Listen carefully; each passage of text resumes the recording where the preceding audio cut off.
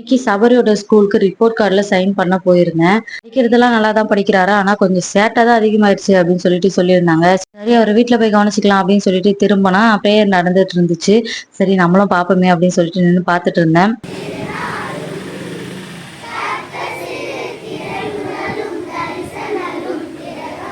முதலமைச்சர் மு.க.ஸ்டாலின் கடிதம். தமிழ்நாட்டை சேர்ந்த 128 மீனவர்களும் 248 படகுகளும் இலங்கை காவலில் 8 பேர் உயிரிழப்பு, 11 பேர் படுகாயம். விளையாட்டுச் செய்திகள். திருக்குறள். காலத்தினால் செய்த நன்றி சிறிதெனினும் ஞானத்தில் மான பெரிது. பொருள். Sweat is the perfume of success. இயல்வை தான் வெற்றியின் வாசனை.